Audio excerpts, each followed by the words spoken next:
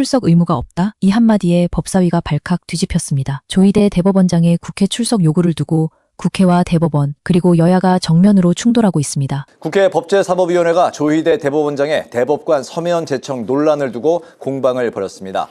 더불어민주당은 대통령 임명권에 대한 도전이라며 조 대법원장의 출석 요구안을 의결했는데요.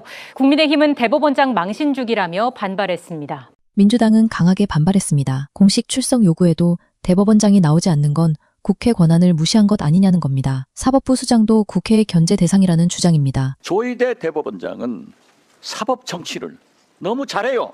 정치꾼이야. 그리고 국민의 인내심을 테스트하고 있는 거예요. 오늘 우리 존경하는 민주당 윤건영 의원이 밝혔습니다. 국정원이 계엄 3개월 전부터 문건을 만들어서 준비하고 있는 게 나왔어요. 또 2차 특검에서는 계엄 종료일에 12월 13일로 정하고 있어요. 12월 4일이 아니라는 거예요. 그렇다고 하면은 조희대 대법원장은 12월 4일 대책회의를 한 것은 내란 세력이다. 저는 이렇게 규정하는데 처장님은 어떻게 생각하세요? 내란 세력 아니에요, 조희대? 저는 아니라고 생각합니다. 아니니까 그러한 파기환송심을 하나요? 사법 절차와 모든 것을 무시하고 전광석화처럼 파기환송을 한 그가 어떻게 해서 대법관은 이따위 식으로 끼워 맞추기 1+1 이런 정치 재주를 부르냐고요. 이번에 손봉기 부장판사님 임명한 것은 노태학 대법관의 후임 아니에요. 네. 그리고 이 손봉기 부장판사는 잘했다 잘못했다가 아니라 이미 조희대 대법원장이 추천한 사람 중에 한 사람 아니에요? 추천위원회가 추천했습니다. 추천위원회가 어떻게 됐든 그런데 그걸 아직까지 임명하지 않고 있다고 하는 것은 저는 그 내막은 모르지만은 청와대와 즉 대통령과 대법원장 간의 수기 협의가 안 됐다는 걸 의미하잖아요. 아주 또 이례적으로 한 분은 부산 향판, 한 분은 향판은 아니지만은 전남 한평 출신. 딱 보더라도 형평성 맞네. 이런 식으로 정치해서 돼요? 대통령과 국회를 이렇게 무시해도 돼요? 바로 직전까지 신속하게 제청을 하라는 이러면은 국회에서 인준해 줄 것 같아요? 뻔히 알잖아요. 이건 안 했어야 돼요. 그리고 또 어제부터 조희대 대법원장의 이 사유로 또 다른 여러 사유로 탄핵을 거론하고 있는데 이건 나한테 탄핵해봐라. 선전포고 아니에요? 이러면 안 되죠. 아까 조장님이 국회에서 이런 법 통과시켜줘서 대단히 고맙다. 조희대 대법원장이 국민한테 무엇을 잘했어요? 내란 세력 아니에요.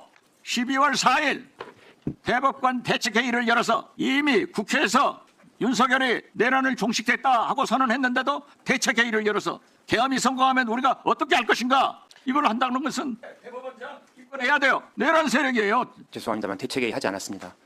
대책회의 안 했어요? 안 했습니다. 대법관들 모인 적 없습니다. 모인 적이 없어요? 예. 그러면 전대협 전 대법원 행정처장은 왜 여기서 그 진술을 했죠? 법원 행정처의 관련자들이 모였는지는 잘 모르겠습니다만 대법관들은 모인 적 없습니다. 그 자리에 안 가셨어요? 간 적 없습니다. 오리발 낼 일이 아니에요. 사법 정치꾼 조희대 대법원장은 이러한 사법 절차와 헌법을 위반한 그 사유로 탄핵 소추가 돼야 된다고 생각하는데 국민의힘은 정면 반발했습니다. 대법원장을 국회로 부르는 건 사법부 흔들기다. 사실상 망신주기라는 주장입니다. 재판화장도 이런 재판화장이 있습니까? 청와대가 제청권에 사전에 관여하는 직권남용을 해놓고 이제 정당한 제청권을 행사한 대법원장한테 지금 뒤집어 씌우고 있거든요. 그리고 그 과정에서 지금 오늘 민주당 의원들께서 왜 이렇게 늦게 들어오시나 했더니 결국 거기 모여서 작전회의 한 게 결국은 대법원장 출석시켜서 망신주기 또 청문회 비슷하게 하자 이런 건데요. 제가 그 민주당 최고위원 회의에서 있었던 발언을 제가 좀 소개를 해드리겠습니다. 거기 딱 헌법 정신이 나와 있어요. 2023년 6월 5일 오전 9시 반에 당시 이재명 대표 주재로 최고위원 회의를 했습니다. 그때 고민정 최고위원이 뭐라고 했냐면은 헌법 104조 2항은 대법관은 대법원장의 제청으로 국회의 동의를 얻어 대통령이 임명한다고 규정하고 있습니다. 그리고 권력분립의 원칙에 따라서 대법관의 제청 동의 임명의 주체를 구별하고 있고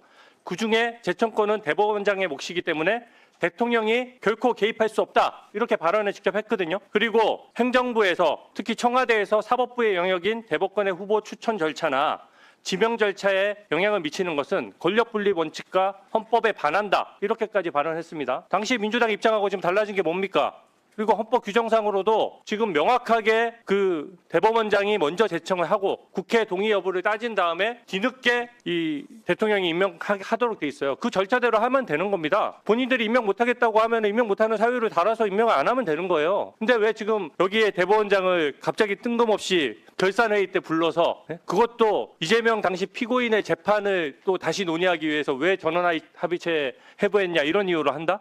저는 이거야말로 직권 남용이고 권력 남용이고 의회 독재고 또 굉장히 국민들에게 부끄러운 일이라고 생각합니다. 그리고 지금 아까 법원 행정처장 답변도 제가 보니까 실제 왜 오죽하면 실컷 대법관 추천위원회에서 그 추천한 사람을 다시 전화해서 다시 원점으로 절차를 되돌리려고 한번 물어봤겠습니까? 원인은 딱 하나예요.